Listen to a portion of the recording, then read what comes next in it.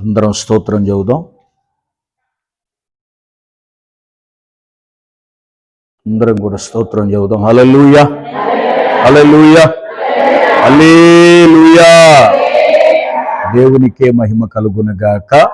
ఆమేన్. మంచిది. దేవుని సన్నిధిలో మొదటి వర్తమానాన్ని మనం ధ్యానించాం. మొదటి సందేశాన్ని మనం ధ్యానించాం.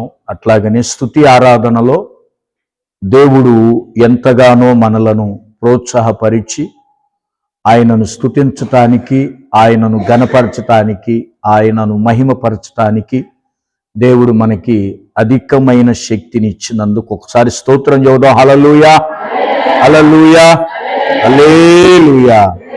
దేవునికే మహిమ కలుగునుగాక. స్తుతి ఆరాధన చేసేటప్పుడు ఆయన యొక్క స్వస్థత మనకి కలుగుతుంది. దేవుణ్ణి మనం మనస్సారా గణపరిచినప్పుడు, మనస్సారా మనము స్తుతించినప్పుడు మనలో ఉన్న ప్రతి బలహీనత వెడలిపోతుంది. దేవుడు మనల్ని దర్శిస్తాడు అన్నది మన విశ్వాసం. దేవునికి మహిమ కలుగునుగాక. అందరూ ఆరాధించారుగా దేవుణ్ణి. అమ్మ బలంగా నేనే చోట్ల, ఎందుకని కళ్ళు మూసుకున్నాను. అందరూ దేవుణ్ణి స్తుతించాలి, అందరూ దేవుణ్ణి గణపరచాలి, అందరూ దేవుణ్ణి మహిమపరచాలి. ఎందుకంటే ఇశ్రాయేలు ప్రజలు దేవుణ్ణి స్తుతించినప్పుడు ఏం జరిగిందో మనందరికీ తెలుసు. ఏం జరిగిందమ్మా? ఎరికో కోట గోడల దగ్గర అందరూ కలిసి ఏం చేశారు? స్తుతించినప్పుడు ఏం జరిగింది? గోడలన్నీ, అంటే ఏదైతే అడ్డుగా ఉందో అవన్నీ కూలిపోతాయి. అంటే మనకు ఏదైతే అడ్డుగా ఉందో, ఏదైతే ఆత్మీయత స్థితిలోనికి వెళ్లకుండా మనల్ని ఆపుతుందో అవన్నీ కూడా, శరీర బలహీనతలు, ఆత్మ బలహీనతలన్నీ తొలగిపోవునుగాక. ఎప్పుడు మనం మనస్ఫూర్తిగా దేవుణ్ణి స్తుతించి, దేవుణ్ణి ఆరాధించి గణపరిచినప్పుడు సంతోషంగా సమస్యలన్నిటిని కూడా దేవుడు విడుదల చేస్తాడు అన్నది మన విశ్వాసం. మంచిది. ప్రియ దేవుని పిల్లలారా, అందరూ ఎట్లాగున్నారు? ఇప్పుడు కొంతమంది వచ్చారు. రెండో వర్తమానాన్ని గమనించండి. పెందలకడ రావాలి, స్తుతి పాటకే మనం రావాలి. ఎక్కడికి రావాలి? స్తుతి పాటకే మనం, ప్రారంభ ప్రార్థనకే అందరము వచ్చుదుముగాక. ఆమేన్ అన్నారంటే అర్థం ఏంటి? మీరు రావాలని అర్థం. దయచేసి ప్రారంభములోనే మనం ఉండాలి. ప్రారంభములోనే మనము దేవుని ఒక ప్రార్థన ఆశీర్వాదాన్ని మనం పొందుకోవాలనేది విశ్వాసం గనుక దయచేసి అందరూ పెందలకడ రావాలి. ఎందుకంటే మొదటి వర్తమానాన్ని మనం కోల్పోకూడదు. రెండు వర్తమానాలు ఉంటాయి. మొదటి వర్తమానాన్ని మనం కోల్పోకూడదు. ప్రతి మాట అమూల్యమైనది, ప్రతి మాట విలువైనది గనుక దయచేసి దేవుని నోట నుంచి వస్తున్న ప్రతి మాట విలువైంది గనుక ఆ మాట వినుటకు మనం ఏం చేయాలి? వేగిరపడేవారముగా మనం ఉండాలి అన్నది మన విశ్వాసం. దేవునికి మహిమ కలుగునుగాక. అట్లాగనే రెండో వర్తమానములోకి మనం వెళ్లే ముందుగా దేవుని సన్నిధిలో మీరందరూ క్షేమంగా ఉన్నారు అని నేను భావిస్తున్నాను. ప్రభు సన్నిధిలో ఆశిస్తూ ఉన్నాను. ఎందుకంటే ప్రతిరోజు మీ క్షేమం కొరకు, మీ కుటుంబాల కొరకు అనుదినము కూడా తెల్లవారుజామున 4 లెగిసి దేవుని సన్నిధిలో ప్రార్థన చేస్తున్నాను. దేవునికి మహిమ కలుగునుగాక. మరి మీరు కూడా అనుదినము సంఘ పరిచర్య కోసం ప్రార్థిస్తున్న మీకందరికీ ప్రభు పేరట వందనాలు తెలియజేస్తున్నాను. ప్రియ దేవుని పిల్లలారా, మరి దేవుడు మనలందరినీ క్షేమంగా ఉంచాడు, ఇక ముందు కూడా ఉంచుతాడు అన్న విశ్వాసం ద్వారా మనం బ్రతుకుతున్నాం, జీవించగలుగుతున్నాం. దేవునికి మహిమ కలుగునుగాక. రెండో వర్తమానంలోకి వెళ్లే ముందు, పోయిన ఆదివారం గుర్తుందా వాక్యం? రెండో వర్తమానం అమ్మా, రేగు నీటి ఫలాలు. ఏ ఫలాలు? నీటి ఫలాలు. నీటిని గురించి మనం చదువుకుంటున్నాం. నీటి, ద రైచియస్నెస్ ఆఫ్ గాడ్, అంటే దేవుని నీతి గురించి మనం చదువుకున్నాం. అవునా కాదా? దేవుని నీతి. బైబిల్ గ్రంథములో ఒకరి నీతి కంటే ఎక్కువ కాకపోతే మీరు దేవుని రాజ్యములో వెళ్ళలేరని ప్రభు చెప్పాడు. ఎవరి నీతి? ఆ నీతి పరిసయ్యుల నీతి శాస్త్రుల నీతి కంటే మన నీతి అధికము కాకపోతే దేవుని రాజ్యములో చారము. వాళ్ళు అది నీతి అనుకుంటున్నారు. దానికంటే శ్రేష్టమైన నీతి క్రొత్త నిబంధన తెచ్చింది. అమ్మా, ఏం తెచ్చింది? కాబట్టి శ్రేష్టమైన నీతి ఏందో చెప్పండి. దానికంటే శ్రేష్టమైన నీతి చెప్పా. దానికంటే శ్రేష్టమైన నీతి ఒకటి ఉంది. ఏంటో తెలుసా? ప్రభు రాకడ దినము వరకు మన హృదయము నీతి ఫలాలతో నిండి ఉంటే నిష్కపటులు నిర్దోషులం అవుతాం. ప్రభు రాకడ వరకు కూడా నీతి ఫలాలు, ఆత్మ ఫలాలు వాళ్ళు ఏం చేస్తున్నారు? ఇక్కడ తగిలించుకుంటున్నారు. పటం మీద రాసి పటం తగిలించుకుంటున్నారు మెళ్ళలో. కానీ అవి ఉండాల్సింది మెళ్ళలో కాదు. ఎక్కడ ఉండాలి? హృదయంలో ఉండాలని క్రొత్త నిబంధన చెబుతుంది. దేవుని స్తోత్రం. ప్రియమైన దేవుని పిల్లలారా, సిలువను మెళ్ళలో వేసుకుంటారు. ఎంతమంది వేసుకుంటున్నారు సిలువను మెళ్ళలో? సహజంగా వేసుకుంటారు, మనం కాదు, వేసుకుంటారు. కానీ ఉండాల్సింది ఎక్కడ?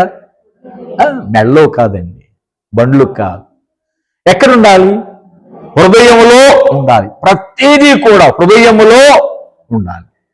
ఇక్కడ మనం గోళ మీద రాశాం, మందిరములో దేవుని వాక్యం అంతా రాశాం. ఉండాల్సింది గోళ మీద కదా. ఎక్కడ ఉండాలి? అంతరంగములో ఉండునుగాక. మన అంతరంగములో ఉండాలనేది పౌలు గారి యొక్క ఆశ. అట్లాగనే మనం బ్రతకాలని 2వ వర్తమానం చదువుకుందాం. ఈరోజు 2వ వర్తమానంగా 7వ వచనాన్ని చదువుదాం. 7వ వచనం, కీర్తన 106, 6 అయిపోయింది కదా, 6వ వచనం చదువుకున్నాం ఇందాక. 7వ వచనం చదవండి. 7వ వచనం, ఐగుప్తులో మా పితరులు నీ అద్భుతములను గ్రహింపకయుండిరి, నీ కృపా బాహుళ్యమును జ్ఞాపకమునకు తెచ్చుకొనకయుండిరి. సముద్రమునొద్ద, ఎర్ర సముద్రమునొద్ద వారు తిరుగుబాటు. స్తోత్రం చెప్పండి, గట్టిగా గట్టిగా స్తోత్రం చెప్పండి. హల్లెలూయా. దేవునికే మహిమ కలుగునుగాక. దేవుని సన్నిధిలో వాళ్ళు చేసిన పాపం ఏంటి? అక్కడ 6వ వచనములో ఏమన్నాడంటే, దావీదు గారు వాళ్ళు పాపములు చేశామని ఒప్పుకుంటున్నారు, దోషములు చేశామని ఒప్పుకుంటున్నారు, బాగానే ఉంది. ఏంటి వాళ్ళు చేసిన పాపాలని కింద చెప్పాడు 7వ వచనములో. ఏంటి వాళ్ళు చేసిన పాపాలంట? ఒకటి, అద్భుతములు గ్రహించలేదు. అది కూడా పాపమే. ఏది పాపము? గ్రహించకపోవటం కూడా పాపమే అనేది మనం చూస్తున్నాం. ప్రియమైన దేవుని పిల్లలారా, వినండి జాగ్రత్తగా. ఐగుప్తు దేశములో దేవుడు ఎన్నో అద్భుతాలు చేశాడు. చేయలేదంటారా? అమ్మా, ఎన్ని చేశాడు చెప్పండి? ఐగుప్తు దేశములో దేవుడు ఎన్ని చేశాడు? 10 చేశాడు. 10 చేశాడు. ఈ 10 కూడా ఎవరూ చేయలేని అద్భుతాలు. ఐగుప్తుల్లో ఉన్న మంత్రగాళ్ళు, తంత్రగాళ్ళు, నిజమ్మా, ఐగుప్తుల్లో ఉన్న మంత్రగాళ్ళు ఎవరు చేయలేని అద్భుతాలు ఎవరు చేశారు? దేవుడు చేశాడు. దేవునికి స్తోత్రం. ఊహించలేని అద్భుతాలు చేశాడు. దేవుని మహిమేంటో వాళ్ళకు చూపించాడు. దేవుని యొక్క శక్తి ఏంటో వాళ్ళకు చూపించాడా లేదా? మరి అంత మహిమను చూసి, అన్ని కార్యాలు చూసి, అన్ని అద్భుతాలు చూసిన వాళ్ళు ఏమయ్యారు? చివరికి ఆ అద్భుతాలు ఎందుకు చేశాడు, ఎందుకు దేవుడు మనల్ని అంతగా ప్రేమించాడో, ఎందుకు దేవుడు అంతగా మనల్ని విడిపించాడో అన్న సంగతి వాళ్ళకి గ్రహించలేదు. ప్రియమైన దేవుని పిల్లలారా, దేవుని కార్యాలు గ్రహించటం అనేది చాలా గొప్పతనం.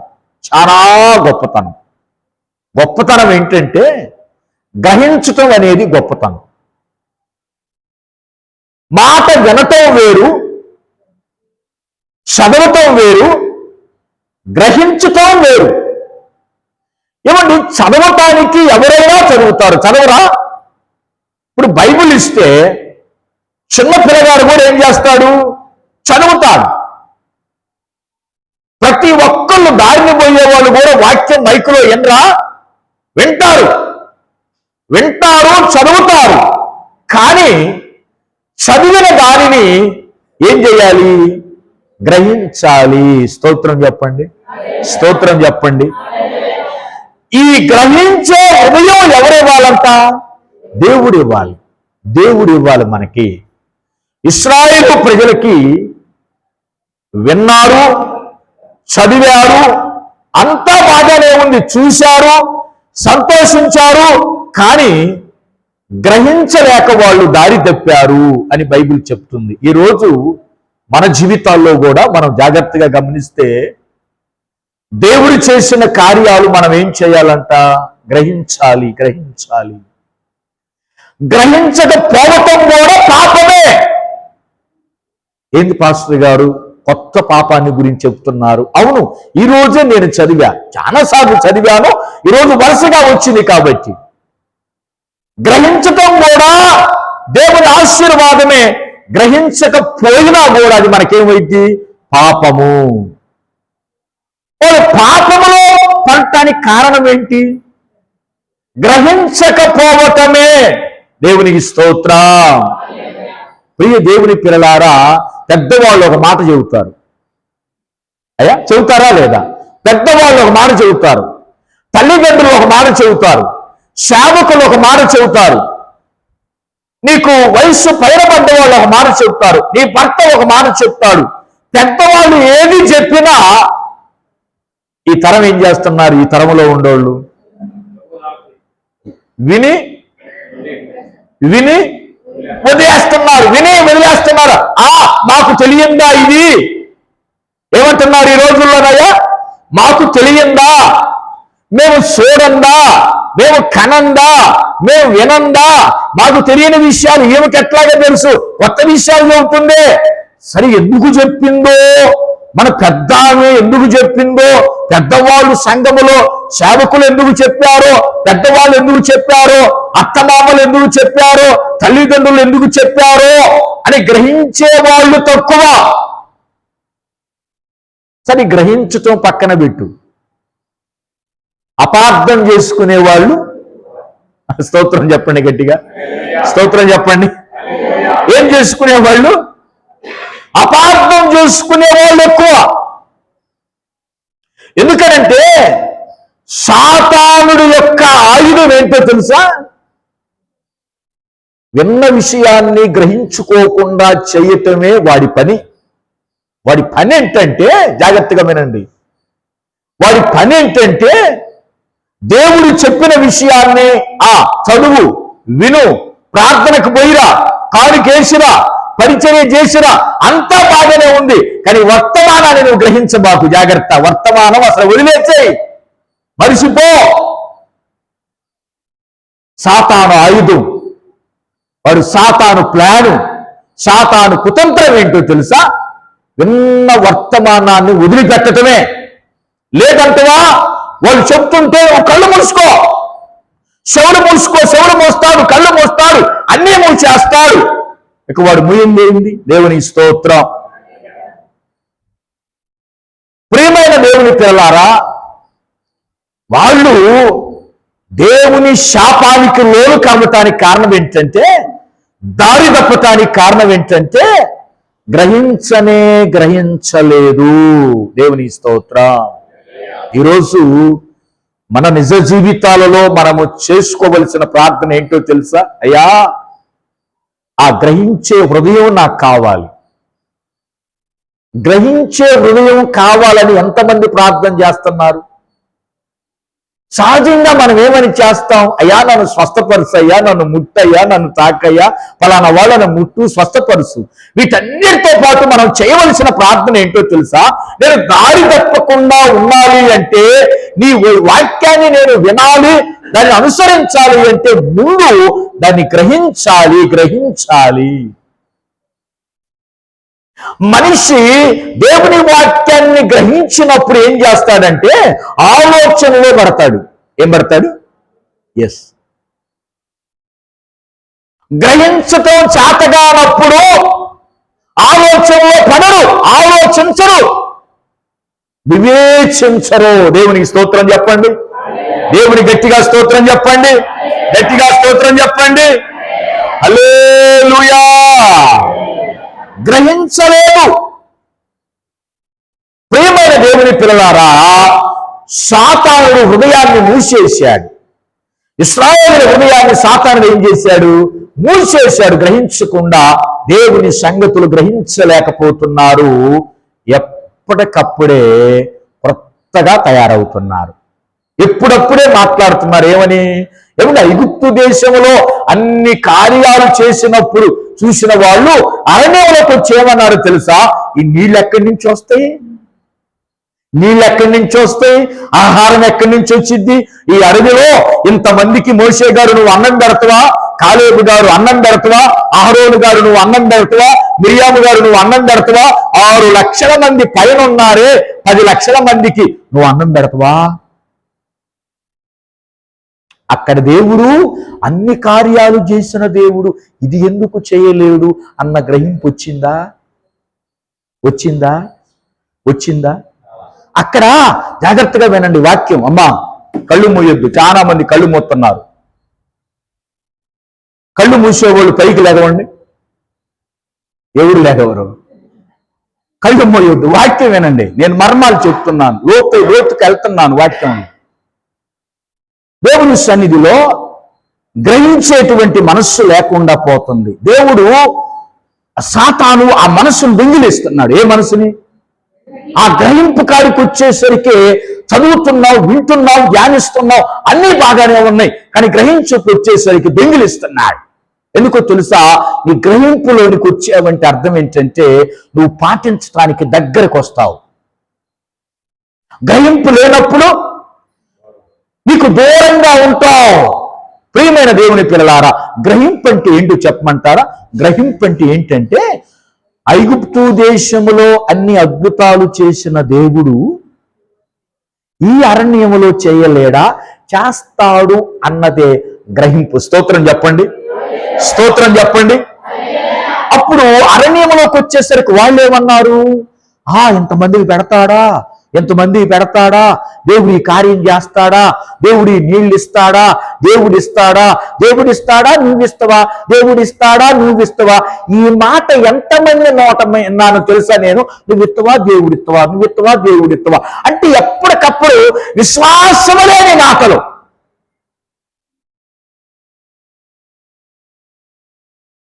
వెనకటి అన్ని కార్యాలు చేసి నువ్వు సాక్ష్యాలు చెప్పావే, ఈ కార్యంకి వచ్చేసరికి ఏమంటున్నావు? చేస్తాడో లేదో నమ్మకం ఎంతవరకు? పాస్టర్ గారు చేస్తాడో లేదో నమ్మకం ఎంతవరకు? మూతి తిప్పుతూ చేస్తాడో లేదు, చేస్తాడో లేదు.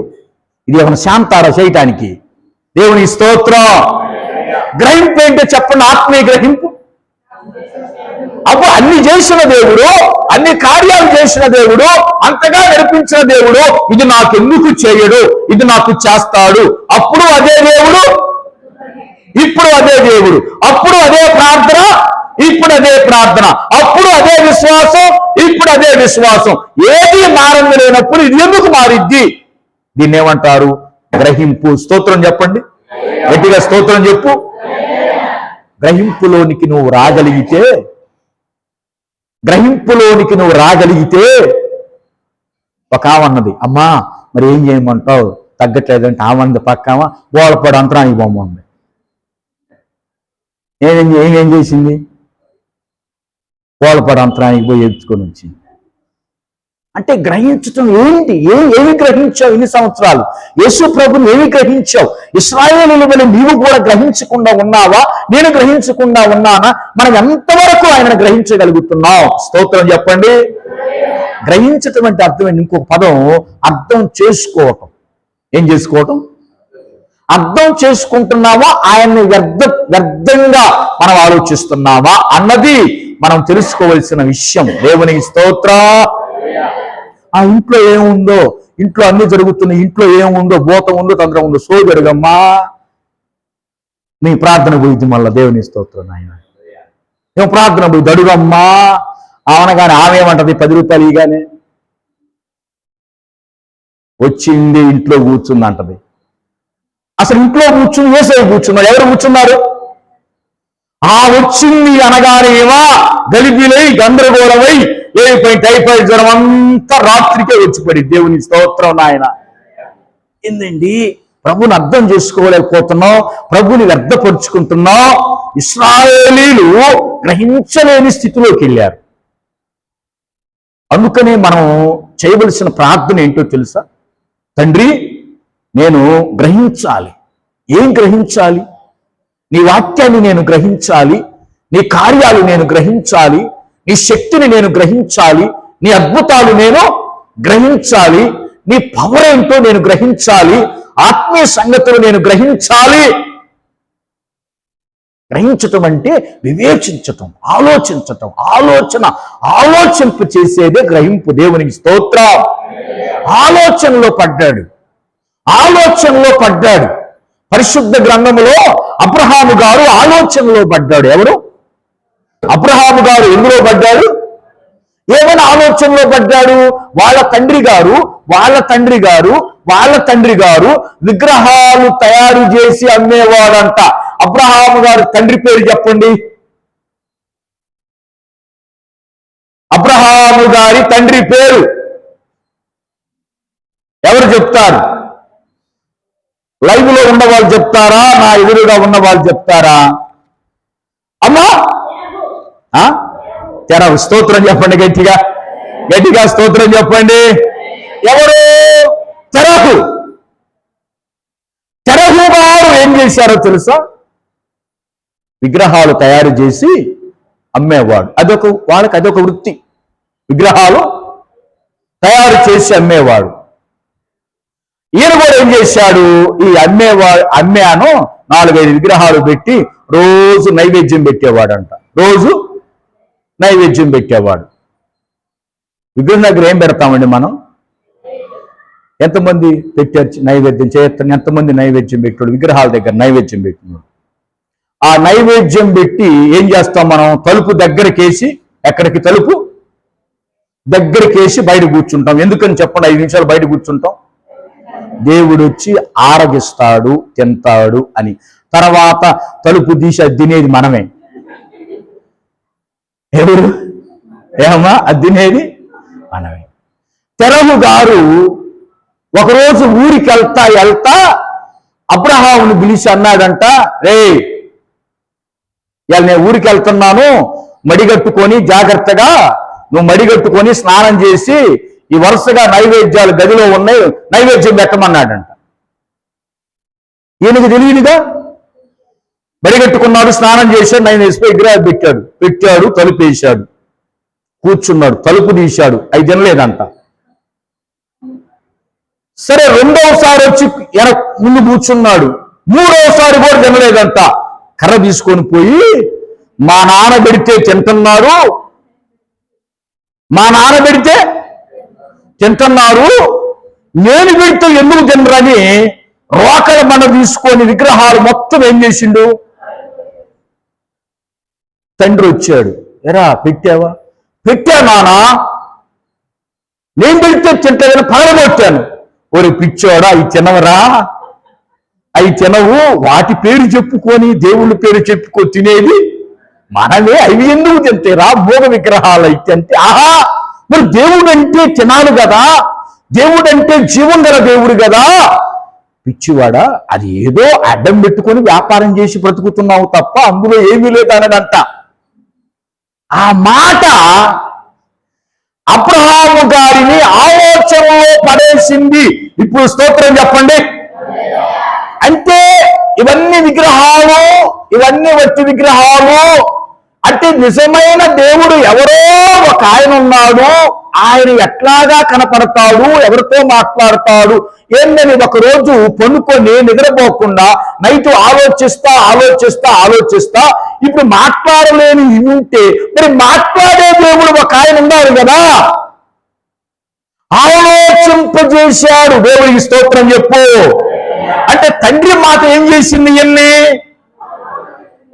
ఎన్ని తండ్రి చెప్పినట్టు తలకాయ ఊపలా అయినా తండ్రి మాట ఆలోచింప చేశాడు, గ్రహింప చేశాడు. అవును, ఆ దేవుడు ఏ దేవుడు? ఎక్కడుంటాడు ఏంటి అని ఆలోచిస్తున్నప్పుడు ఆ రాత్రి దేవుడు మాట్లాడాడు. స్తోత్రం చెప్పు, గట్టిగా స్తోత్రం చెప్పు. ఏమని మాట్లాడాడు? నేను సర్వశక్తి గల, నీకు ఆలోచన వచ్చింది కనుక నేను ఏర్పాటు చేసుకుంటున్నా, ఈ దేశాన్ని విడిచిపెట్టి బయటికి, మాట్లాడుతుంది కాబట్టి ఈయనే కావాలి దేవుడని. అప్పుడు దేవుని మాటని బయటికి, ఒకవేళ అదే గ్రహించకపోతే అక్కడే ఉండేవాడు. అందుకనే మనకి గ్రహింపు చాలా అవసరం. ప్రియమైన దేవుని పిల్లలారా, గ్రహింపు చాలా అవసరం. ఈ వాక్యం గ్రహింపేంటి, ఈ వచనం గ్రహింపేంటి, ఈ అద్భుతం గ్రహింపేంటి, ఇది ఎందుకు దేవుడు చేశాడు అంటే ప్రతి దానికి గ్రహింపు అనేది చాలా అవసరం. ఏమండి, ఇశ్రాయేలీలే కాదు, కొత్త నిబంధనలో ఉన్నటువంటి అపోస్తలులు కూడా గ్రహించలేకపోయారంట దేవుని కార్యాలు. ఏం చేయకపోయారు?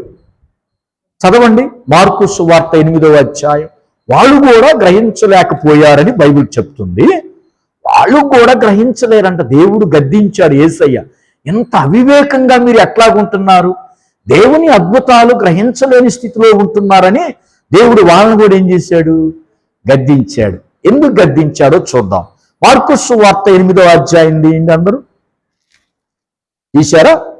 మార్కు సువార్త 8వ అధ్యాయం దగ్గరికి వచ్చేసరికి 8వ అధ్యాయం దగ్గరికి వచ్చేసరికి 17, 18 వచనాలు చదవండి.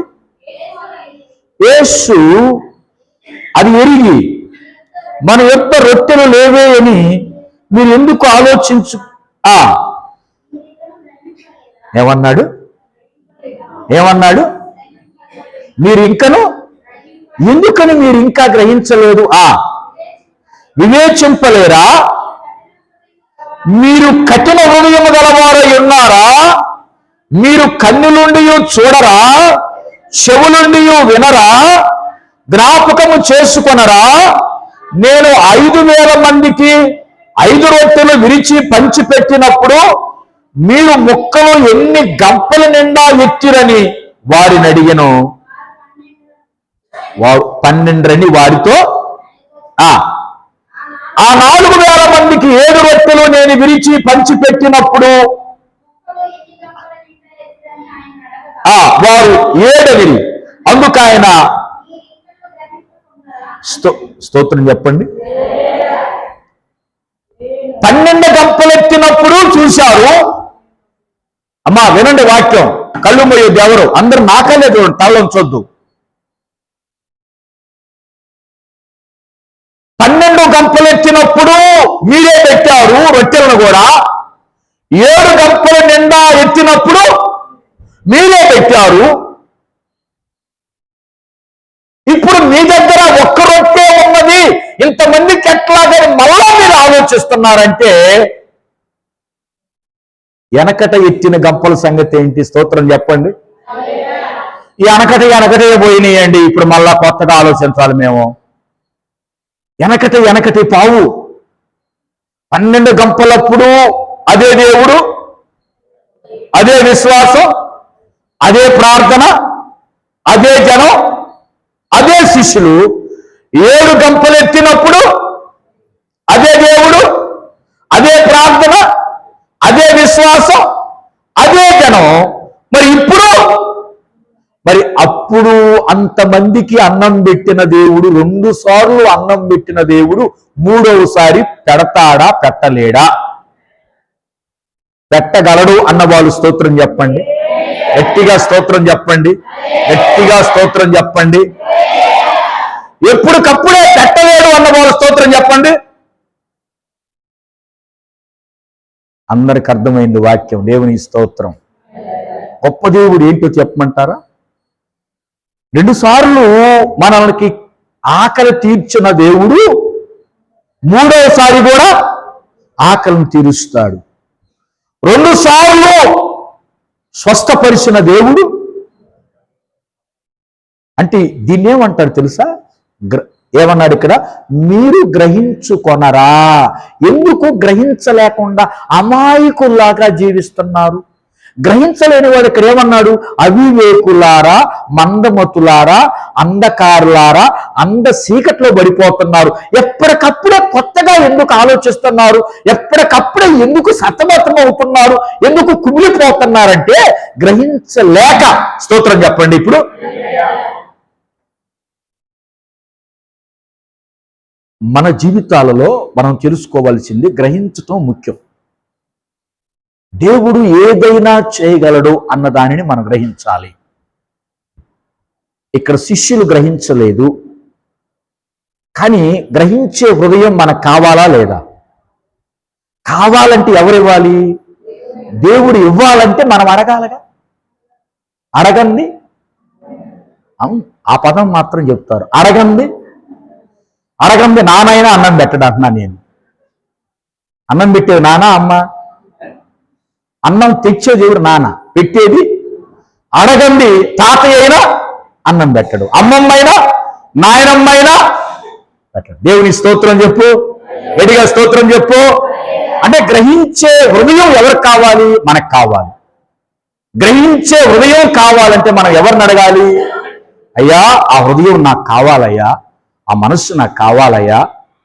ప్రియమైన దేవుని పిల్లలారా, ఇశ్రాయేలు ఇప్పుడు రైని మరలా కీర్తన 106లోనికి. వాళ్ళు చేసిన పాపం ఏంటో చెప్పండి. అద్భుతాలు చూసి కూడా గ్రహించకపోవటం ఆశీర్వాదమా శాపమా?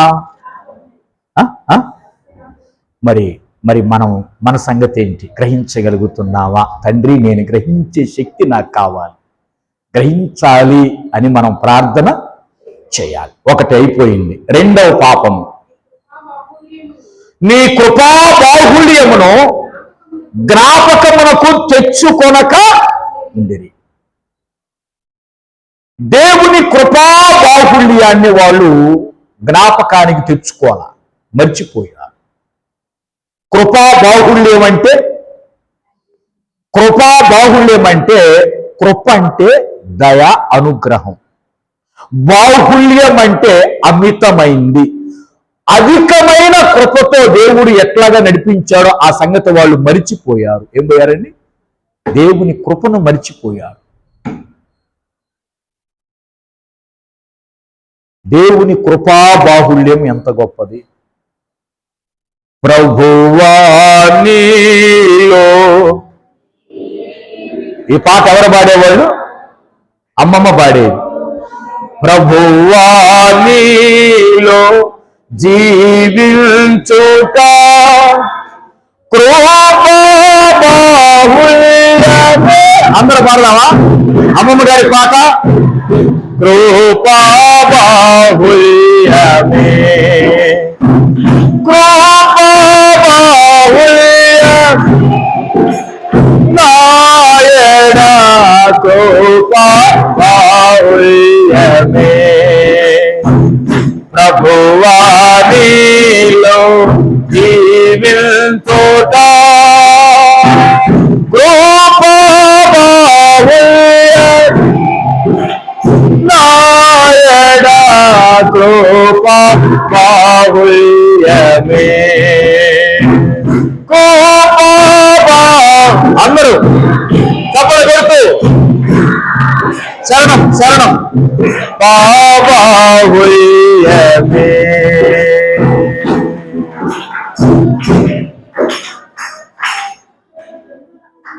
హల్లెలూయా. పాట అందించలేకపోయాను, నేను ఆపాను.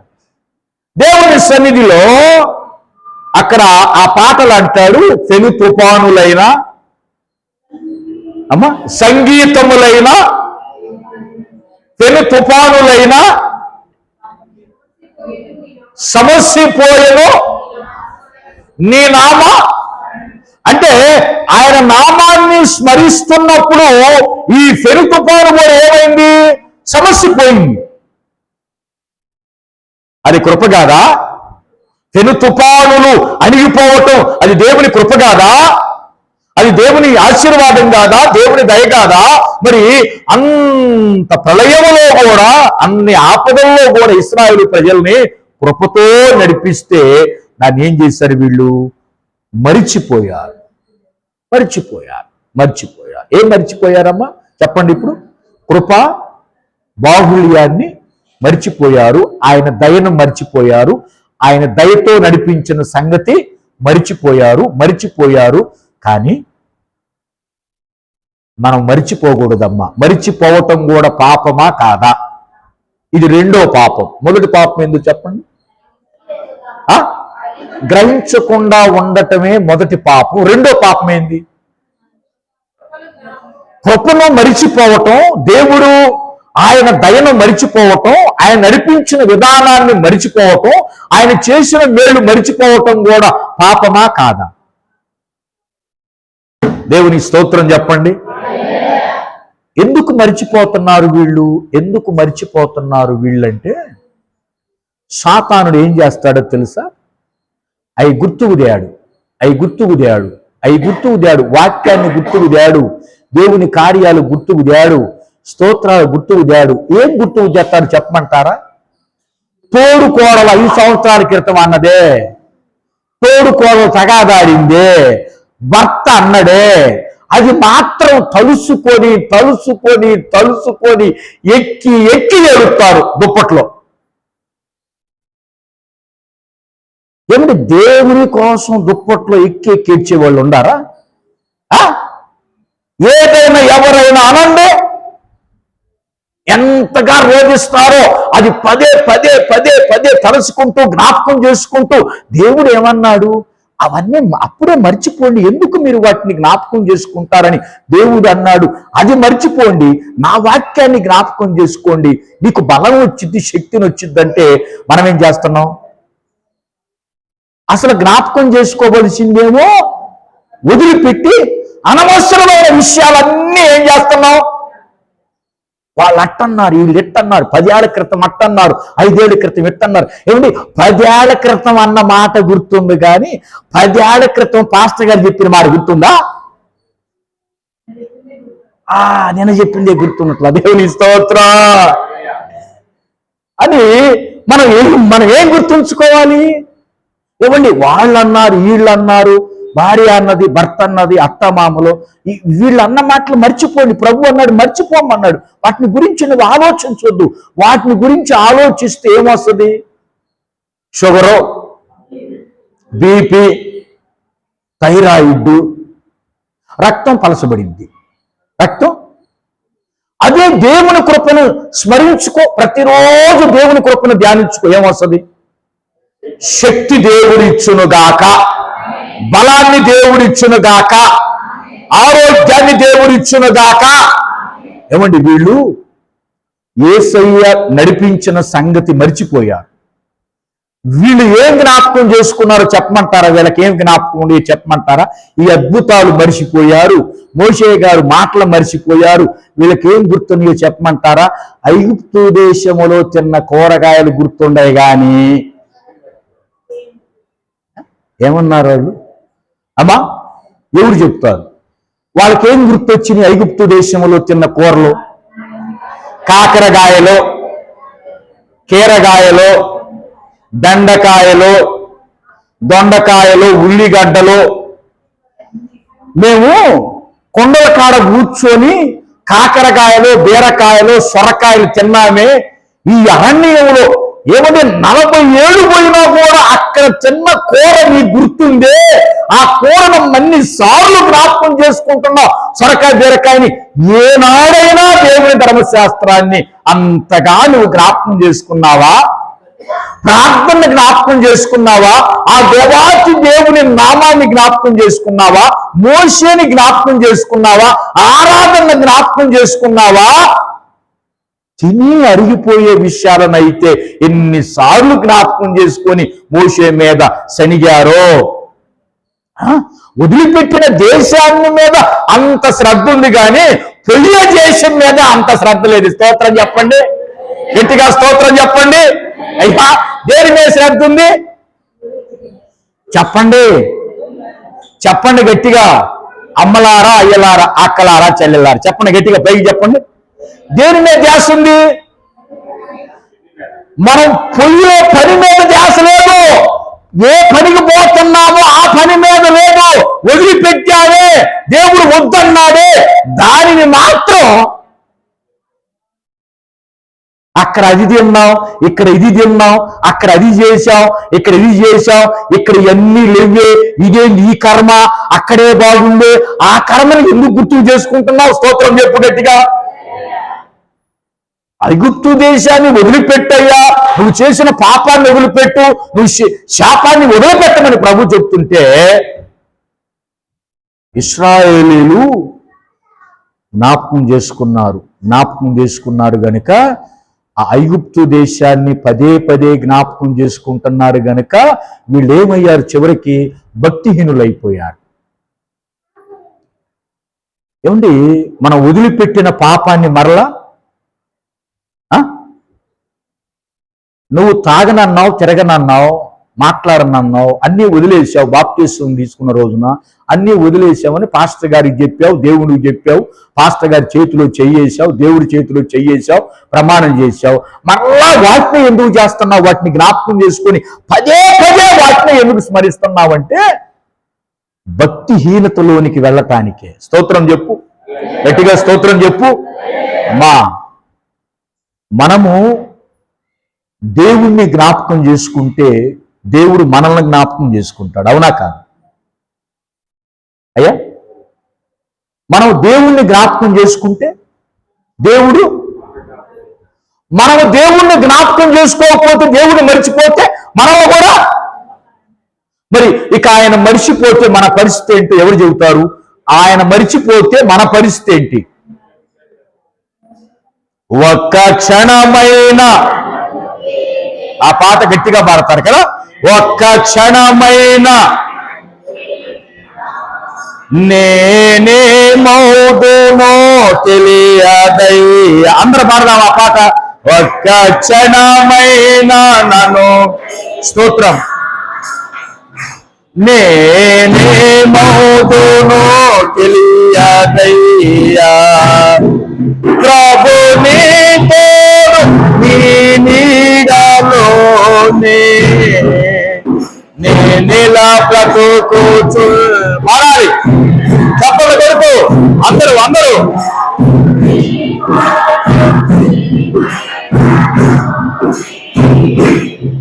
నేనిలా బ్రతుకుచున్నానయ్యా, ఒక్క క్షణమైన నన్ను, స్తోత్రం, నేనేమవుదునో తెలియదయ్యా. హల్లెలూయా. ఏమని పాడాం పాట? ఒక్క క్షణమైనా నన్ను వీడినా, ఒక్క క్షణం ఆయన విడిచిపెడితే ఏమైపోతామో అని పాట పాడావే ప్రభు సన్నిధిలో. మరి ఎన్నిసార్లు ప్రభువుని విడిచిపెడుతున్నావు? చూడండి, మనం వద్దు వద్దని అంటున్నా, ఆయన ఏమంటున్నాడు? నువ్వే కావాలి అంటున్నాడు. దేవుని స్తోత్రం. అమ్మా, మనం దేవుణ్ణి జ్ఞాపకం చేసుకుంటే దేవుడు మనల్ని, ఆదికాండం 8వ అధ్యాయం 1వ వచనం చదవండి. ఆదికాండం 8వ అధ్యాయం 1వ వచనం చదవండి. ఏముందో?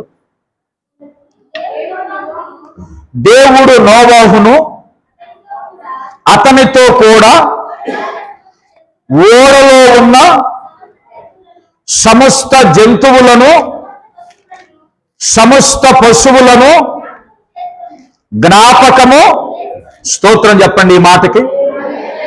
దేవుడు ఎవరిని జ్ఞాపకం చేసుకున్నాడమ్మా? ఇప్పుడు చెప్పండి, ఎవరిని జ్ఞాపకం చేసుకున్నాడు? దేవుడు నోవహును అతనితో కూడా ఉన్న సమస్త జనమును, ఓడలో ఉన్న పశువులను, జంతువులను, స్తోత్రం చెప్పండి గట్టిగా గట్టిగా గట్టిగా. దేవుని స్తుతించండి, గట్టిగా దేవుని గణపరచండి. దేవుడు జ్ఞాపకం చేసుకున్నాడు ఓడని. దేవుడు ఓడను జ్ఞాపకం చేసుకుంటే మునిగిందా, తేలిందా? అయ్యా, దేవుడు ఓడను మర్చిపోతే ఏమయ్యేది? లాజిక్ పాయింట్ అది. చూడండి 4వ వచనం చూడండి. 4వ వచనం, అదే అధ్యాయం 7వ నెల 17వ దినమున ఓడ అరారాతు కొండల మీద ఎక్కడ నిలబడిందమ్మా? కొండ మీద నిలబెట్టాడు. ఎక్కడ? దేవుడు జ్ఞాపకం చేసుకుంటే కొండ మీద ఉంచుతాడు. కొండ మీద అంటే అర్థం ఏంటో తెలుసా? ఉన్నత స్థలం. ఏ స్థలం?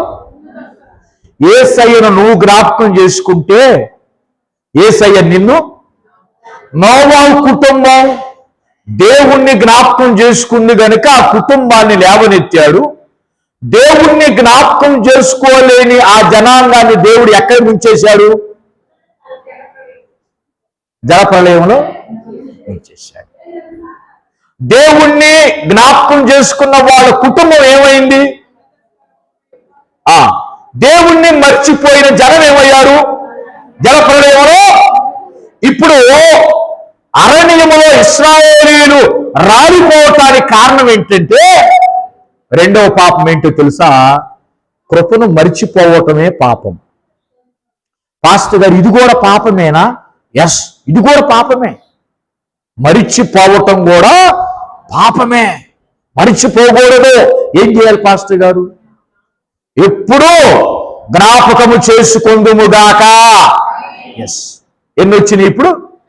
2. 1 గ్రహించాలి, రెండవది కృపను జ్ఞాపకం చేసుకోవాలి, మూడవది చెప్పి నేను ముగిస్తా. మూడవది, సముద్రమునొద్ద, ఎర్ర సముద్రమునొద్ద వారు తిరుగుబాటు చేసింది. ఎక్కడ అమ్మా? వినండి. సముద్రం దగ్గర తిరుగుబాటు చేశారు. ఎర్ర సముద్రం దగ్గర. ఏంటి ఆ తిరుగుబాటు? ఎవరు చెబుతారు? బైబిల్ చదివిన వాళ్ళు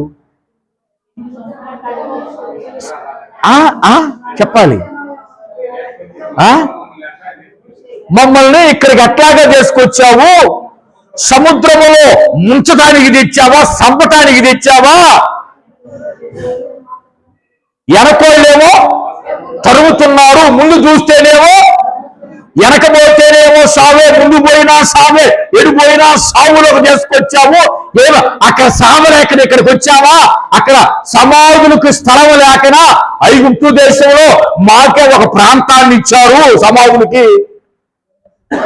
ఈ సముద్రంలో పడి చచ్చిపోవాలా మేము మళ్ళా వెనక్కి పోతామని ఏం చేశారు? తిరుగుబాటు చేశారు. తిరుగుబాటు చేశారు. ఏమండి? జాగ్రత్తగా వినండి. తిరుగుబాటు చేయటం ఎవరి మనస్సు? దేవుని మనసా, సాతాను మనసా? జాగ్రత్తగా వినండి వాక్యం. తిరుగుబాటు చేయటం సాతానుడు. వాడు ఆలోచనిస్తాడు మనకి. చెయ్యి తిరుగుబాటు, చెయ్యి తిరుగుబాటు, తిరగబడో నువ్వు. వాడు ఆలోచన. దేవుని మనసు ఏంటి చెప్పమంటారా? ఏది జరిగినా నీ మంచికే. నువ్వు లోబడు, నువ్వు నా వైపు చూడు, నా వైపు చూసి నడు, నిన్ను ఎక్కడ ముంచను సముద్రంలో అంటాడు ఆ దేవుని మనసు. సాతాను మనసు ఏమంటది? తొందర పెట్టిద్ది. అడుగో, అడుగోయినా సత్తావు, ఇటు పోయినా చచ్చిపోతావు, ఇక నీకు సావే. తిరుగుబాటు. ఇశ్రాయేలీయులు తిరుగుబాటు చేశారు. వాళ్ళ పిల్లలు కూడా ఏం చేశారు? తిరుగుబాటు చేశారు. తిరుగుబాటు చేసిన వాళ్ళు ఏమయ్యారు చెప్పండి? తిరుగుబాటు చేసిన వాళ్ళు ఏమయ్యారమ్మా? ఏమైనా ఆశీర్వదించబడ్డారా? ఏమయ్యారు? రెండవది, 250 మంది తిరుగుబాటు చేశారు మోషే మీద, అహరోను మీద. ఎంతమంది? ఎవరు వాళ్ళు? కాదు, కోరహు బ్యాచ్. ఏ బ్యాచ్? సేవకులకు వ్యతిరేకమైన తిరుగుబాటు. అదొక తిరుగుబాటు. ఏమంటే సంఘాల్లో లేరంటారా? కోరహు లాంటి వాళ్ళు సంఘాల్లో ఉన్నారా లేదా?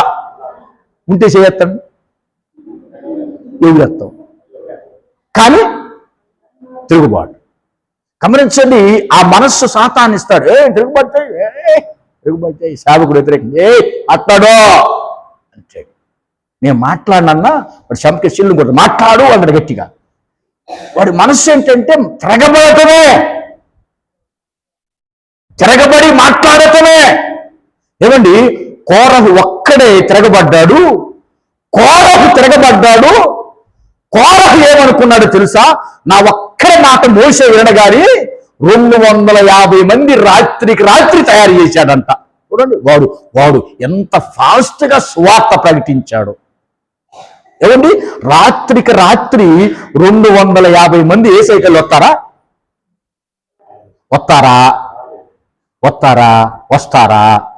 ఒక్క ఆత్మ రావటానికి.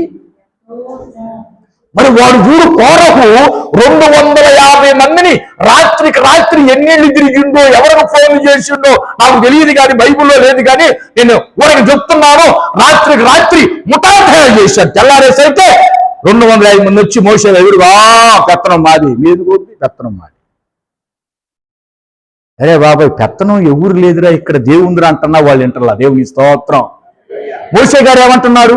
నాది కాదయ్యా, అంతా దేవునిది అంటున్నాడు ఆయన. ఎవడి తిరుగుబాటు చేసిన 250 మంది ఎక్కడికి పోయారు? కాల గర్భములో. చరిత్ర మనకు నేర్పే పాఠం, ఇశ్రాయేలీయులు సంహరించబడటానికి కారణం ఏంటంటే తిరుగుబాటు తత్వం. కోరహు చనిపోవటానికి కారణం ఏంటంటే తిరుగుబాటు తత్వం. ఆ ఎఫెక్ట్ ఎవరి మీద పడిందో తెలుసా? కోరహు చేసిన పాపం కోరహు కుమారుల మీద పడింది. కుమారులు జనాంగానికి దూరమై ఎవరికి వాళ్ళే శల్లాచెదరయ్యారు. ఈరోజు సేవకుడి మీద నువ్వు చేసే తిరుగుబాటు నీ కుటుంబానికి శాపాన్ని తెచ్చింది. జాగ్రత్తగా వినండి.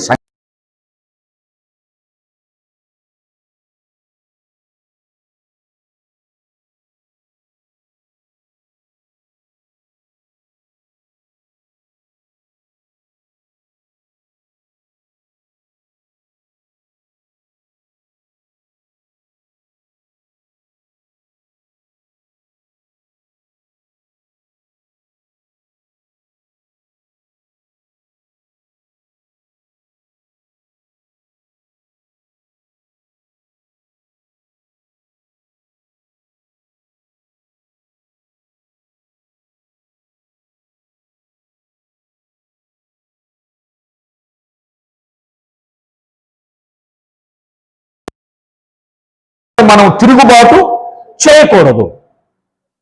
ప్రియమైన దేవుని బిడ్డలారా, 1 కొరింథీ 11వ అధ్యాయంలో దేవుడు అన్న మాటలు ఏంటో తెలుసా?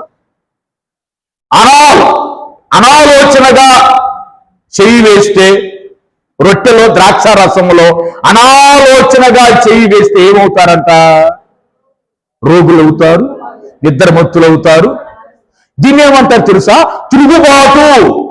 శిలువకు వ్యతిరేకంగా తిరుగుబాటు, దేవునికి వ్యతిరేకంగా తిరుగుబాటు తత్వం కలిగి నువ్వు రొట్టెలో చేయి వేస్తే ఏమవుతారు? అంటే ఇది తిరుగుబాటు కూడా పాపమా కాదా? ఏమంటే మనం అనుకుంటాం ఆజ్ఞలు తప్పితేనే తిరుగుబాటు. పాపము కాదండి.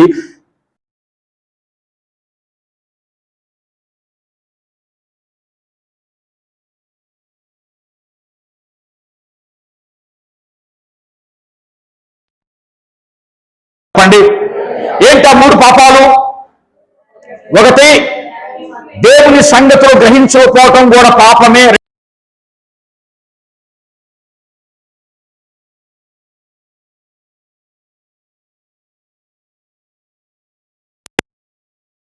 దేవుని పిల్లలారా, ఇశ్రాయేలీలో ఉన్న పాపములన్నీ ఇవి గనుక అవి మనం చేయకుండా, ఎవరు చేయకుండా?